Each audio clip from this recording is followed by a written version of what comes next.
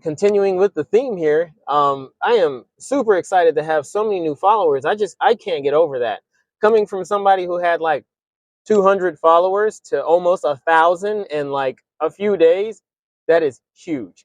That's fantastic. Thank you guys so much. I appreciate that so much. So I guess now the best course of action, since I don't have any cars to review, and don't worry, I will review my truck definitely way more in depth than my little rant that I did in my previous video. I promise you. But for now, while I do that, because I do have a long trip coming up that I'm going to be taking my truck on, so that actually will be something that I can take you guys with me as well. So anyway, there's been a lot of questions pouring in, and rather than just answering those in the comments, I mean, I did answer some of them, and a lot of them. Let's go ahead and make a video out of them. How about that? So the first one I wanted to talk about today is winter driving, cold weather. Unfortunately, there is no straight answer. But to get the party started, will your range be affected? Yes, it will. Yes, it will. How much your range will be affected is unfortunately due to outside sources. So here's my theory. I theorize that a lot of people that have a problem with their mileage being severely reduced are not taking advantage of the car's capability, or perhaps maybe they can't. Most EVs, and I do mean like a good solid 90% of EVs today, and when I mean today, I mean within the last 10 years, they all should have what's called preconditioning. Preconditioning is just like how it sounds. It's basically remote start, if you will, for your EV. The difference is that your remote start can be remote started anywhere. If it's in your garage that is completely hermetically sealed, you can fire up your EV and have the heat going already. Some EVs even go as deep as to schedule said preconditioning conditions. It's kind of funny to say ahead of time. So, for example, my truck, my Ford Lightning, which is nowhere near a high tier EV. I'm not knocking it, but there are other EVs have a lot more features, but this is more than enough for me. So, but anyway, yeah, my truck knows that I leave the house at 4:30 a.m. And if the temperature were to ever be, super cold, I can actually have it scheduled to say, hey, me leaving at 4:33, let's just say on the dot, 4:33 a.m., I want my cabin of my truck to be 75 or 80 even. And you can also set that to either be plugged in or not plugged in.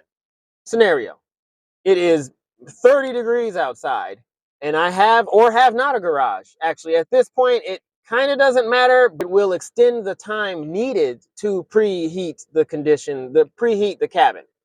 So in the wintertime, it's like 30 degrees outside or below, -5. And I have my cabin temperature set to 80. The truck's not going to turn on 10 minutes before I leave to try and warm up the cabin to 80 degrees from -10. You see what I'm saying? So in that case, it would probably be a good solid hour. I don't know. I don't know what the max amount of time is. Unfortunately, I do have preconditioning automatically set to my departure from work. I've seen my truck turn on a half hour earlier, depending on how hot it is. And it gets hot here in Phoenix. I mean, it's like 104 right now. I'm at a charging station. So anyway, so my truck will turn on, I believe, up to 30 minutes beforehand to cool down the cabin because it's hot. So I can only assume in my case, my truck probably doesn't turn on any more or any earlier than 30 minutes prior to the departure time to heat the cabin in the wintertime. I have not yet, unfortunately, I have not experienced that myself. So I can't say how long it can. But yeah, if I set the temperature control to 80 degrees, and in order to reach 80 by the time I leave, the truck knows to turn on however many minutes beforehand to ensure the cabin is at least to that temperature. So here's the second part of my theory. I also believe, and this is very important, if you don't have reliable at-home charging,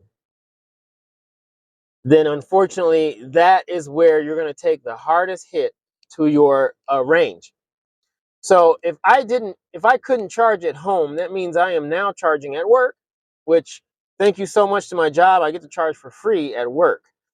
And so what this means is that now you're starting your vehicle, you're starting your EV and driving your EV before the battery has time to, in this case, warm up in the wintertime.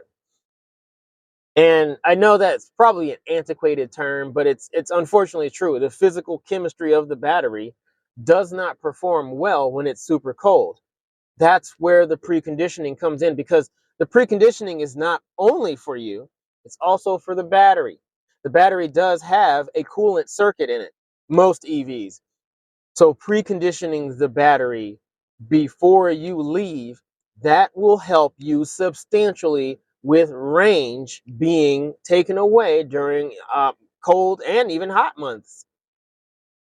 So that's the biggest takeaway from this. Not only is the battery chemistry, the physical battery chemistry, not really loving the whole cold stuff, and I get it. I don't like the cold either. But now you're just leaving with a cold battery. It didn't have time to precondition. It didn't have time to warm up physically, literally, esoterically, spiritually. Now you're using the heat. And the heat in EVs, minus the whole, my truck doesn't have a heat pump, which is a lot more efficient. Or I wouldn't even say a lot more. It's more efficient. It's negligible in my area, but in super cold areas, because even with a heat pump, at certain temperatures, there is a backup resistive heater somewhere in the circuit to supply that, because heat pumps also don't like super cold. There are so many factors to take into consideration. Take, for example, I believe it was Chicago that happened like 2 or 3 winters ago. I believe it was the fact that the speed at which things were charging was so magnificently slow, it was practically unusable unless you were able to stay there. I believe people even said that they got their car to charge, and I don't recommend this because there are fees for being at a charging station after the vehicle's already fully charged. There are what are called idle fees. So I wouldn't recommend this, but apparently they felt comfortable enough to grab an Uber or some type of ride share after they've plugged in and left for who knows how long. But apparently the car was telling them that it's going to take like 10 hours to charge on a fast charger, which is absurd. That's usually an hour is absurd at a fast charger. You know what I'm saying? So, and that's an hour is like from zero, absolute zero. Like you got there on a tow truck because you ran out of complete battery juice, and you want to fill it up to 100%. That's what takes an hour. So hours at a fast charger is absolutely ridiculous. It's unheard of. So I believe the cold had something to do with that. But once again, had all of those people had the ability to comfortably and reliably charge at their home, they would have never had these issues. The range would have never been an issue. It would have been a lot less affected. If you don't have home charging, reliable home charging, home level 2 charging, level 1 charging will not allow you to save anything. It will still allow you to precondition, but at that point, the level 1 charger, which is just a standard 115, 120 volt outlet, the EVSE rather, that plugs into those outlets, doesn't have enough power to supply the battery with charge, and also now you're using your electric heat. Everything's electric. So it doesn't have enough power for that. So it will actually, in some cases, depending on how much heat you're demanding, you'll actually still lose charge, even though you're plugged in, because the charger can't keep up with the demand of the heater and the charging at the same time. So level 2 charging can and will. Not only will it be able to handle the load of your heater, whatever it is, if it's resistive heater or if it's a heat pump system, it doesn't matter. The level 2 charger will be able to handle that and be able to at least maintain charge. You won't gain anything, but you won't lose anything. So it's a win-win. So that's my thoughts on what happens when the winter comes. I strongly believe that people aren't taking advantage of the preconditioning.